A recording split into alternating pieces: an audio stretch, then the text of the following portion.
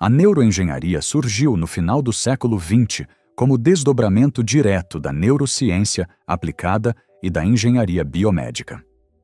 O objetivo inicial era desenvolver métodos para registrar, interpretar e modular a atividade elétrica do sistema nervoso. Essa integração entre hardware e cérebro foi impulsionada por 3 campos distintos: a eletroneurofisiologia clínica, as interfaces cérebro-máquina e os sistemas de estimulação neural profunda. A partir da década de 1970, pesquisas conduzidas por José Manuel Rodrigues Delgado, na Universidade de Yale, demonstraram experimentalmente que impulsos elétricos aplicados a regiões específicas do cérebro podiam induzir reações motoras e emocionais controladas. Esses resultados levaram ao desenvolvimento dos primeiros dispositivos de neuroestimulação intracortical, antecessores diretos das interfaces modernas. Nos anos 1990, com o avanço da microeletrônica e da computação, surgiram os primeiros chips intracranianos capazes de decodificar sinais neurais em tempo real. O projeto BrainGate, iniciado em 2002 no Laboratório de Neuroengenharia da Brown University, foi pioneiro na tradução de padrões neurais em comandos digitais, permitindo que pacientes tetraplégicos controlassem cursores de computador apenas com o pensamento. A partir desses testes, a engenharia cerebral passou de uma abordagem médica para uma abordagem sistêmica, onde os dados mentais se tornaram insumo tecnológico.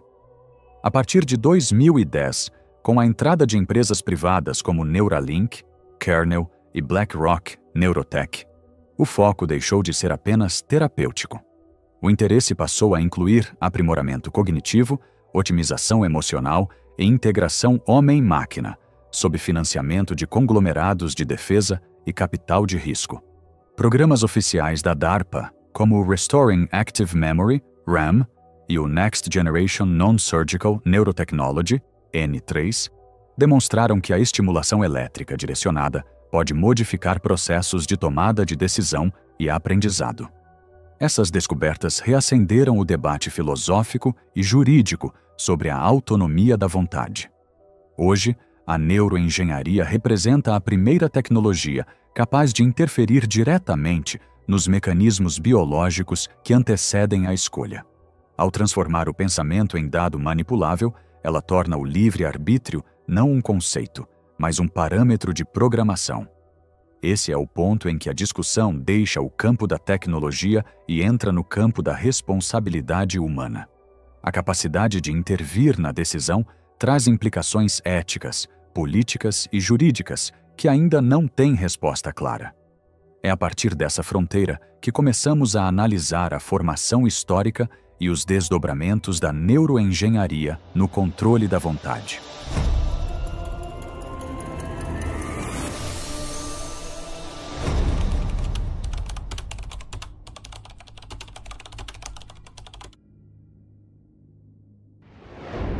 O ponto de partida foi o desenvolvimento de sistemas capazes de registrar impulsos elétricos com precisão suficiente para traduzir padrões neuronais em sinais digitais. Essas pesquisas foram conduzidas por José Manuel Rodrigues Delgado, o mesmo pesquisador que mencionamos no vídeo anterior sobre o programa MKUltra. Quem ainda não assistiu, pode voltar e conferir. O link está no card e também na descrição deste vídeo. O conteúdo anterior ajuda a entender a base histórica do que estamos discutindo agora. Nos experimentos de Delgado, estímulos elétricos aplicados a regiões específicas do cérebro geravam respostas motoras e emocionais previsíveis. Foi ali que se estabeleceu o princípio da modulação neural. A atividade cerebral deixa de ser apenas observada e passa a ser manipulada de forma controlada. Após as primeiras demonstrações de estimulação cerebral controlada, o estudo do sistema nervoso passou a integrar 3 níveis de pesquisa. O primeiro é o biomédico, concentrado em universidades e hospitais, dedicado a terapias de reabilitação motora e tratamento de distúrbios neurológicos. O segundo é o militar, responsável por financiar tecnologias de interface neural aplicadas a desempenho, vigilância e tomada de decisão rápida. O terceiro é o corporativo, onde as grandes empresas de tecnologia transformaram o dado neural em ativo estratégico. Esses três setores operam com a mesma base científica, mas com finalidades distintas. A Defense Advanced Research Projects Agency foi o elo entre o laboratório e a aplicação estratégica. Programas iniciados no começo dos anos 2000, como o Restoring Active Memory e o Next Generation Non-Surgical Neurotechnology, estabeleceram os protocolos que hoje sustentam o mercado de interfaces neurais. Esses projetos permitiram mapear as áreas cerebrais associadas à formação de memórias, à atenção e ao controle emocional. O avanço técnico foi significativo. Em menos de 20 anos, sensores passaram a registrar centenas de canais neurais com latência de microsegundos. Esse nível de precisão tornou possível intervir em processos mentais que até então eram considerados inacessíveis. A segunda camada de expansão veio da indústria privada. Empresas como Neuralink, Kernel e Synchron desenvolveram implantes e sistemas de leitura não invasiva com foco em aplicações comerciais. A justificativa pública é terapêutica, mas os relatórios de patente mostram objetivos de integração entre o cérebro e sistemas de inteligência de máquina. Esses dispositivos não apenas captam sinais neurais, mas também emitem pulsos de estimulação capazes de alterar estados cognitivos. Na prática, a diferença entre tratamento e modulação comportamental é apenas de intensidade e finalidade. O terceiro eixo, o acadêmico biomédico, funciona como legitimador do processo. Universidades recebem financiamento público e privado para pesquisas que reforçam a viabilidade ética do uso das interfaces. A produção científica é ampla, mas o destino da tecnologia é controlado por quem detém a infraestrutura. O dado neural, uma vez coletado, entra no mesmo circuito econômico dos dados digitais convencionais. A mente se torna mais uma fonte de informação dentro do sistema de capital cognitivo. Essa estrutura tripla mostra que a neuroengenharia não é apenas uma disciplina, mas uma rede de poder tecnocientífico. Os experimentos de Delgado, o BrainGate e os programas da DARPA formam a base histórica. As corporações de neurotecnologia formam a base contemporânea. Entre ambas, há continuidade de método e de propósito. Compreender o processo de decisão para transformá-lo em variável mensurável e, portanto, controlável. Depois dos primeiros experimentos de modulação neural, a pesquisa se expandiu para uma escala de integração entre biologia e computação. O objetivo passou a ser não apenas interpretar sinais cerebrais, mas construir dispositivos capazes de operar em sincronia com eles. É nesse ponto que o cérebro deixa de ser objeto de estudo e se transforma em plataforma.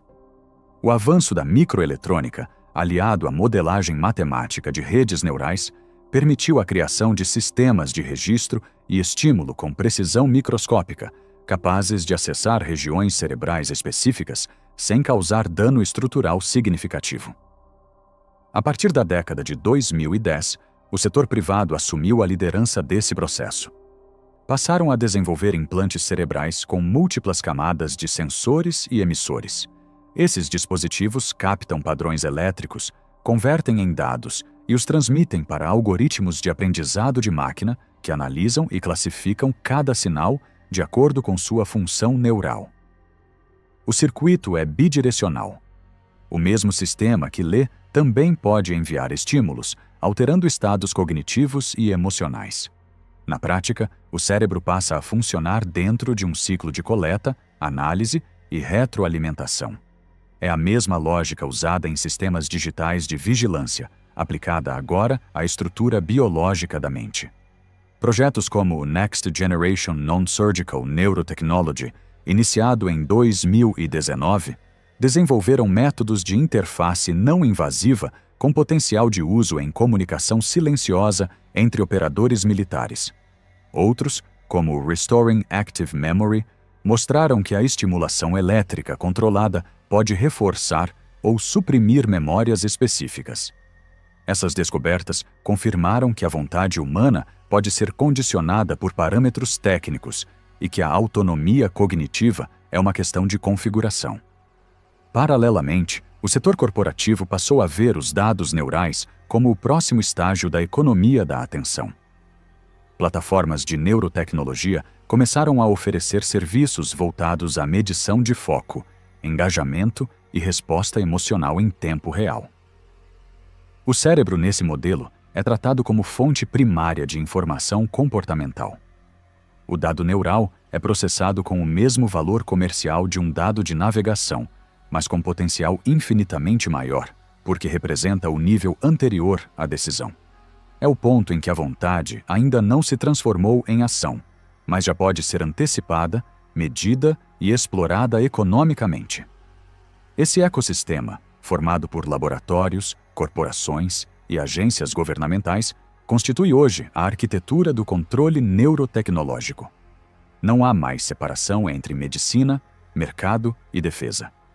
Todos operam dentro do mesmo princípio: mapear o cérebro para prever e modular o comportamento.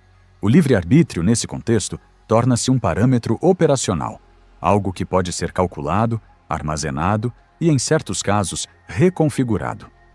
À medida que as tecnologias de interface cerebral avançam, a distinção entre pensamento autônomo e resposta condicionada se torna cada vez mais instável. O controle deixa de ser externo e coercitivo, passando a ser incorporado ao próprio funcionamento do sistema nervoso. Essa mudança é fundamental porque altera o modo como o indivíduo percebe suas próprias decisões. Quando uma ação pode ser induzida por estímulo elétrico, o conceito de escolha perde consistência empírica. A neuroengenharia introduz, de forma silenciosa, uma nova forma de condicionamento: a internalização técnica do comando. Os efeitos psicológicos dessa transição já aparecem em estudos sobre estimulação cerebral profunda. Pacientes relatam mudanças involuntárias de humor, percepção e julgamento moral após a aplicação de impulsos elétricos terapêuticos. Esses resultados mostram que as áreas cerebrais responsáveis pela tomada de decisão podem ser manipuladas sem que o indivíduo tenha consciência da intervenção. A experiência subjetiva da liberdade torna-se, portanto, dependente de uma configuração tecnológica. O livre-arbítrio, reduzido a padrão eletrofisiológico, torna-se vulnerável à calibragem externa. No plano social, essa capacidade de previsão e modulação mental inaugura uma forma inédita de controle. Governos e empresas possuem acesso a dados que permitem antecipar comportamentos coletivos, orientar padrões de consumo e ajustar decisões políticas com base em modelos preditivos de atividade cerebral. O que antes era marketing comportamental passa a ser engenharia cognitiva de larga escala. O cidadão é transformado em componente de um sistema de processamento social onde cada impulso emocional pode ser quantificado, arquivado e utilizado como variável de controle. As implicações éticas são diretas e ainda não possuem estrutura legal definida. As convenções internacionais sobre bioética, escritas antes da era das interfaces neurais, não cobrem a manipulação direta da vontade. Enquanto isso, a neuroengenharia avança em ritmo exponencial, guiada por uma lógica econômica e militar que não depende de consenso público. O resultado é um cenário em que a mente humana se torna território regulável e a noção de autonomia individual começa a perder fundamento objetivo. Do ponto de vista filosófico, essa transformação redefine o próprio conceito de humano. Se o pensamento pode ser projetado, o sujeito passa a existir dentro de parâmetros ajustáveis. O livre-arbítrio deixa de ser expressão de consciência e passa a ser componente técnico de um sistema operacional cognitivo. A era da neuroengenharia não representa apenas um avanço científico, mas o início de um novo regime de poder.